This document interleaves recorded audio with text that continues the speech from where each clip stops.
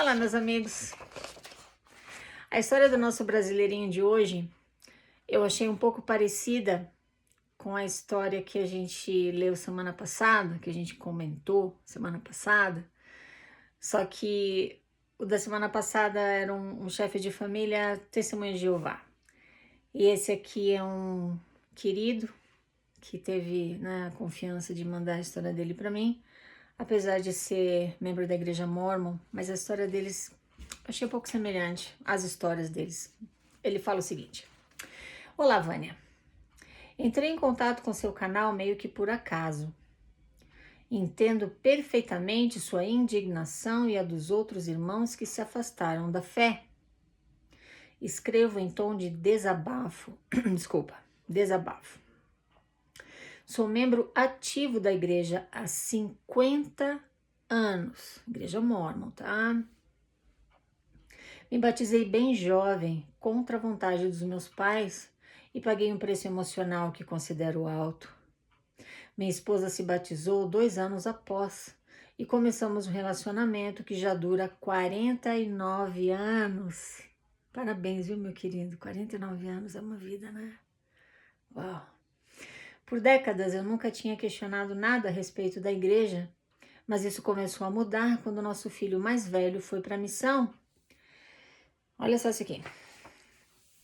Fizemos um esforço enorme para que ele servisse com recursos próprios. Foram 2 salários mínimos por mês que eles pagaram pela missão do filho. Hoje eu não faria isso, me arrependi amargamente. O contato com seu canal chegou em um momento de máximo questionamento para mim e minha esposa. Ela disse que já vinha se questionando sobre várias coisas, mas não havia me dito, para não me chatear e diminuir minha crença. Nosso filho foi enviado a princípio para uma das missões mais caras, se não a mais cara do mundo. Ele teria de aprender uma língua bem diferente, estudando em inglês. Acontece que ele tem apenas noções de inglês que aprendeu no curso médio e teve muita dificuldade. Então resolveram que ele faria a missão em uma comunidade de língua portuguesa aí mesmo nos Estados Unidos. Diante disso, comecei a questionar: estaria Deus confuso? Isso só pode ser uma blasfêmia. Deus não fica indeciso ou confuso. Logo concluí: esses chamados não são feitos por Deus, bem como outras decisões que temos presenciado atualmente, como a mudança na programação das reuniões. Um mês após haver as primeiras mudanças, foi anunciado que já não mais estavam em vigor, mas foram substituídas. Estaria Deus indeciso outra vez? Fora isso, tenho observado o teor de certos discursos proferidos por membros da primeira presidência que realmente podem ser entendidos como um insulto à boa-fé dos membros. Tenho observado e questionado os critérios para chamar os líderes. A impressão que dá é que a pessoa ou é amiga de quem o chama ou é alguém que sabe produzir números, ainda que falsos. Homens sem escrúpulos, desprovidos do espírito de empatia, com os olhos fitos na autopromoção, que não titubeiam em espezinhar os necessitados. Que pena! Essa safra de líderes está horrenda. Fui bispo por alguns anos, membro do Sumo Conselho, presidente de ramo várias vezes, e me entristece ver tudo isso e muito mais que não dá para narrar aqui. Por tudo isso, estou esfriando na fé. Sei que me acovardo em não assumir essa situação publicamente, mas estou confuso e já não sei mais em que acreditar. Eu e minha esposa temos sofrido emocionalmente e espiritualmente. Nossos filhos não sabem desse nosso dilema. Nos sentimos como os pais que avaliam se é mais danoso dizer aos filhos pequenos que Papai Noel não existe ou deixar que o tempo e as circunstâncias cuidem disso. Estamos cansados de esperar por bênçãos que não existem.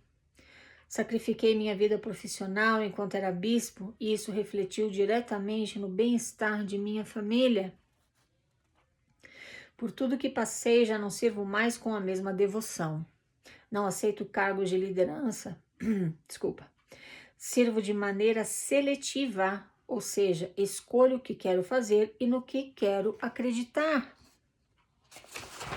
Acredito que precisamos praticar alguma coisa de cunho religioso. Acredito na maioria das doutrinas da igreja, já algumas não tenho certeza.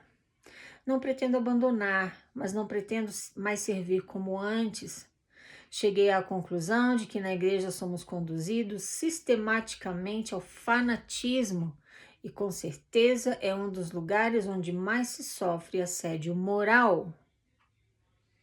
Se formos analisar friamente, a vivência do evangelho como é preconizada produz mais infelicidade e prisão do que felicidade e liberdade. Eu tenho muito mais a desabafar, mas acho que já me estendi demais. Desejo a todos que encontrem o seu caminho, um caminho que traga satisfação real. Abraços. Um grande abraço para você, viu, meu querido? Eu, com todo respeito, não considero o teu ato um ato de covardia ao não assumir a tua nova fase como membro da igreja, a tua nova visão, a tua nova perspectiva como membro da igreja. Muito pelo contrário, eu acho você de uma lucidez incrível. E eu te respeito por isso. Honestamente, eu tô falando isso, tá? A dúvida dele, as dúvidas, algumas das que ele levanta aqui, porque parece que tem muito mais do que isso pelo que ele fala, são totalmente irrelevantes. Essas dúvidas são desencorajadas, para não dizer proibidas, de serem levantadas dentro da igreja. Você não duvida do chamado inspirado do teu filho para a missão. Foi Deus que chamou o teu filho para servir naquela determinada área. E ele viu que não é assim. Por que ele viu? O filho dele foi chamado para servir num outro país, não era Estados Unidos. Só que para ele servir nesse outro país, que ele não conta pra gente qual é, o filho dele teria que aprender a língua, como é que ele fala aqui? Estudando inglês. Ele teria de aprender uma língua bem diferente estudando em inglês, quer dizer, ele ia ter que estudar uma língua diferente em inglês, tá? E o filho dele não conseguiu, teve muita dificuldade. Então, o que a liderança falou? Então deixa ele para os Estados Unidos, ele serve lá numa comunidade brasileira e tá tudo certo. Aí ele falou, opa! Cadê a inspiração? Deus está confuso? Deus está indeciso? Deus mudou de ideia? Essa dúvida é relevante. Por que é relevante? Olha, presta atenção aqui comigo, você que está escutando, além do nosso brasileirinho, que eu espero que também esteja escutando. Eles falam para você que esses caras aqui de Salt Lake são profetas, videntes e reveladores. Eles falam para você que esses homens que lideram a única igreja verdadeira sobre a face da terra tem um sacerdócio, que é o poder e autoridade de Deus para agir em nome dele. Eles são inspirados, eles são chamados por Deus. Como é que Deus, o Pai Celestial, que é o Deus mormon, primeiro quer que esse rapaz sirva num outro país? Mas ele está com dificuldade na língua? Então deixa ele ir para os Estados Unidos servir numa comunidade brasileira, né? Acho que foi isso que ele falou aqui. Então, comunidade brasileira aqui nos Estados Unidos.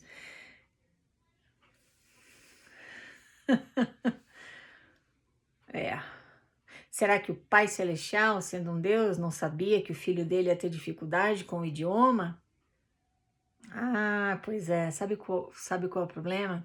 É que eles não te contam a verdade, eles não te contam a realidade. Ou seja, de que as decisões que eles tomam, desde quem vai ser professora da primária, bispo, presidente da escola dominical, presidente do quórum, presidente de estaca, presidente de missão, autoridade diária. Eles não falam para você que todas essas decisões são puramente administrativas. Dentro desse mesmo conceito, eu tenho muita dificuldade em acreditar num Deus que falaria para eles o seguinte: Pega esse dízimo, esse dinheiro que o povo da igreja está pagando com tanto sacrifício, com tanta boa fé. Constrói um shopping de luxo aqui no centro de Salt Lake. Uma faixa de 5 bilhões de dólares, de 3 a 5 bilhões de dólares. Faz o seguinte, pega esse dinheiro que vocês, meus servos, profetas, videntes, reveladores, deveriam usar em ajuda humanitária. Pega esse dinheiro e desvia. Deixa acumular 100 bilhões de dólares e agora investe esse dinheiro e não paga imposto para o governo. Eles não precisam saber. Eu não consigo imaginar um Deus corrupto.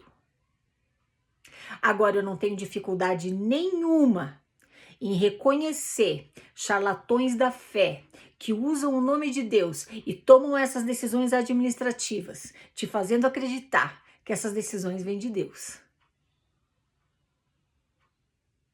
Eu não tenho dificuldade nenhuma em acreditar em charlatões da fé que tiram vantagem da tua boa fé, tiram teu tempo, teus bens, teus talentos e tua energia sem escrúpulo nenhum, sem remorso nenhum e constroem um império financeiro multibilionário em nome de Deus.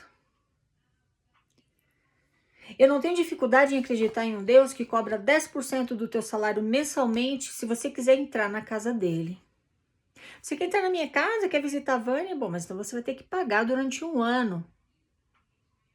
Aí talvez você vai ser digno de entrar na minha casa.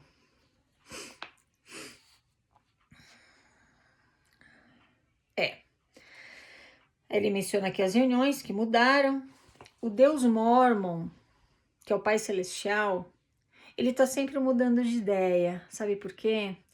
Porque o Deus Mormon, o Pai Celestial, a versão do Deus cristão que o mormonismo criou a partir de Joseph Smith, Brigham Young e toda aquela, desculpa a palavra, aquela corja que se sucedeu e permanece até hoje com o mesmo grau de corrupção e cara de pau, eles criaram um Deus para você que tem essas características aqui. Ele muda de ideia, ele é preconceituoso, ele é separatista, ele é espiritualmente segregacionista, como nós já conversamos a respeito anteriormente. Ele te cobra literalmente pelas bênçãos que você quiser receber. Ele ainda te dá o calote, porque às vezes você paga, porque você paga o dízimo todo mês, você entra no templo, você vai lá orar, vai pedir resposta, vai pedir revelação, vai pedir uma bênção, sei lá o quê, coloca o nome do teu parente lá no tal no altar, no círculo de oração, o parente não fica bom coisa nenhuma, não faz a menor diferença, mas é a vontade de Deus, né? Pois é, então tá. Você jejua, mas tem que pagar a oferta de jejum, porque senão o Pai Celestial, que é o Deus criado pelo mormonismo, ele não vai te dar aquela bênção. E às vezes ele fica com o teu dinheiro e não te dá a bênção coisíssima nenhuma. Esse é o Deus que o mormonismo criou. E é daí que vem a frustração e a tristeza do nosso brasileirinho da história de hoje. Onde é que ele fala aqui? Eu não tô encontrando, mas ele fala... Ah, tá aqui. Estamos cansados de esperar por bênçãos que não existem. Porque o Deus do mormonismo não existe. Um Deus que quer que você decore símbolos e sinais para você entrar na presença dele um dia, mas ele cobra a tua mensalidade pela tua exaltação. Um Deus que quer que você mande teu filho para a missão, mas é melhor você pagar, se você quiser ser abençoado. Ah, mas isso é tudo uma jogada de marketing magnífica, maravilhosa. Agora, meu querido, da história de hoje, eu totalmente entendo a tua decepção, porque eu me senti do mesmo jeito. Você é membro da igreja há 50 anos, eu fui membro da igreja fiel. Quem me conhece sabe. Santa Maria, eu conheci a igreja lá, mas fiquei só 2 anos e daí a gente mudou para São Paulo. Quem me conheceu em São Paulo sabe, quem me conheceu em Florianópolis sabe, quem me conheceu como a Sister Scott na Missão Rio de Janeiro, 93, 94, sabe o tipo de membro da igreja que eu era. O mormonismo corria na minha veia, era um estilo de vida. Então, quando eu comecei a descobrir tudo que você da história de hoje descobriu, eu fiquei assim também. E você consegue ver ainda, né, a minha indignação, como você fala aqui. Então, eu entendo a tua tristeza, eu entendo a tua confusão, eu entendo a tua decepção. Tem coisas na igreja que você gosta, tem coisas na igreja que você acredita, e é disso que eu tô falando. Você é de uma lucidez impressionante. Você continua frequentando a igreja, porém, eu sirvo de maneira seletiva, ou seja, escolho o que quero fazer e no que quero acreditar. Não aceito mais cargos de liderança. Se todos os membros da Igreja de Jesus Cristo dos Santos dos Últimos Dias seguissem o teu exemplo, a igreja ia mudar 360 graus. O poder desses caras ia diminuir e os membros iam começar a conquistar esse poder. Porque a igreja, mesmo como instituição financeira, ela não sobrevive sem os membros. Se os membros pararem de baixar a cabeça e dizer sim e falar, não, eu não quero ser presidente da primária. Tchau, tô indo porque tá tarde já, domingo, preciso fazer almoço. Tchau, bis, obrigada, mas eu não quero esse cargo, não. Tô bem. Ai, mas tem que pagar o dízimo, tá aqui faltando. Ah, mas eu não vou pagar dízimo, não, eu vou pagar ofertas, porque foi isso que Jesus Cristo ensinou. Então tá aqui a minha oferta. Ah, eu não posso entrar no templo por causa disso? Então vocês é que serão julgados um dia por Deus, porque Ele conhece as minhas intenções. Ele também conhece as de vocês.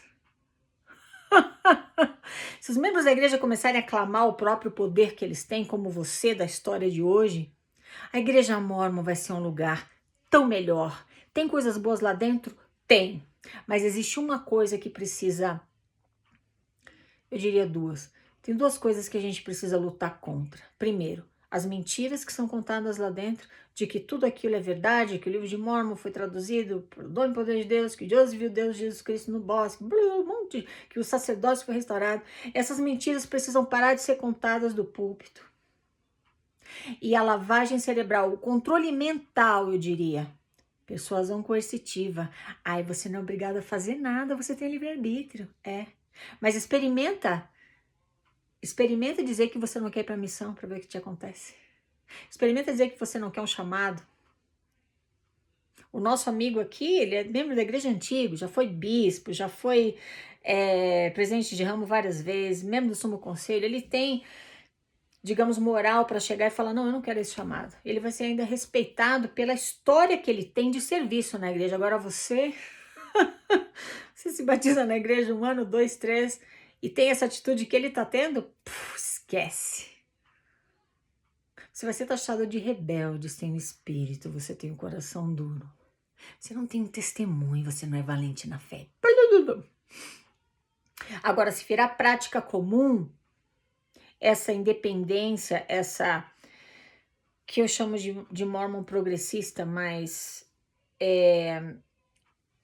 essa consciência, essa clareza de eu vou frequentar a igreja e eu vou praticar o evangelho do meu jeito, nos meus termos. Eu não vou aceitar qualquer chamado, eu não vou servir do jeito que vocês querem, eu vou servir do meu jeito. Eu vou pagar o dízimo se eu quiser, quando puder, se puder. Vou pagar uma oferta aqui e ali. Ah, não posso entrar no templo por causa disso, então deixa que Deus vai julgar a mim e a igreja dele um dia. Eles não dizem que a igreja é dele? Querido, você não é covarde. Você é lúcido. E eu te admiro por isso, tá? Eu acho que você pode continuar fazendo o que você já está fazendo, ou seja, focar a tua fé no Deus do cristianismo e ter um relacionamento pessoal com ele sem precisar se sujeitar à ditadura espiritual que a igreja impõe. Isso é maravilhoso. Poucas pessoas conseguem fazer isso, então eu te admiro de coração, viu? Eu não consegui. Eu tive que sair fora. De corpo e alma. Com relação aos teus filhos, né? Você fala que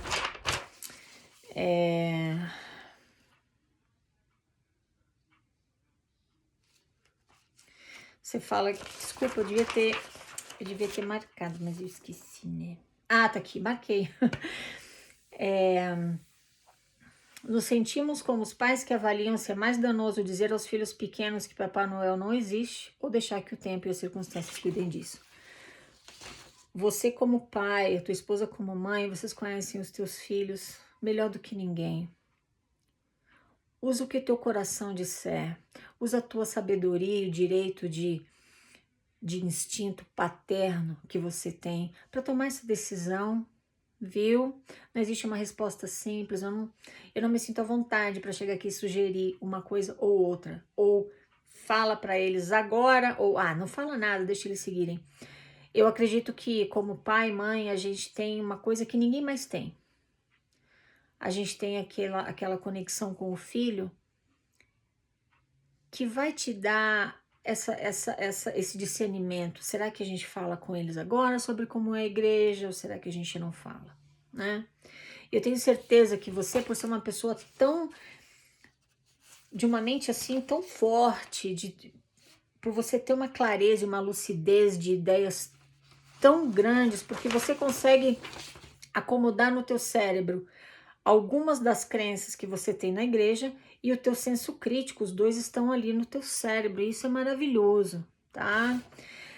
Desde que não interfira no teu relacionamento com os teus filhos uma coisa ou outra, é isso que importa mais, né? Então essa é a minha sugestão para você. O que vai interferir negativamente no meu relacionamento com eles? Não falar nada sobre a igreja, sobre o que a gente está descobrindo, ou falar sobre o que a gente está descobrindo. E tomar uma decisão a partir daí, né? É isso. Desejo a todos que encontrem seu caminho, um caminho que traga satisfação real. Isso é o que eu desejo para você também, viu? Para você que mandou a história e para você que está escutando esse vídeo. O importante é ser feliz, o importante é você viver a tua crença, a tua religião, a tua filosofia de vida, seja lá o que for, de dentro para fora e não de fora para dentro, porque você quer, você vive aquela crença, aquela religião por amor, por altruísmo, com sinceridade, sendo genuíno, né? Você não vive uma crença ou uma religião porque estão impondo para você. Não, você tem que se comportar assim, você tem que agir assim, você tem que pagar tanto, você tem que aceitar esse chamado. Isso é viver uma religião de dentro para fora. Eles decidem, eles criam o teu relacionamento com o Deus que eles criaram. Agora, você tem todo o direito, se você acredita que é filho de Deus, você tem todo o direito de se aproximar desse ser no qual você acredita e ter um relacionamento pessoal com ele. E viver a religião que você gosta de uma forma que te aproxime dele e não que te coloque dúvida, medo, desconfiança, mal-estar. Isso é viver a religião de dentro para fora. Você faz por amor, não por medo ou porque você está de olho numa recompensa que um dia vai chegar. Tá bom? É isso aí, meus queridos. Muito obrigada por me escutar. Falamos na próxima. Tchau, tchau.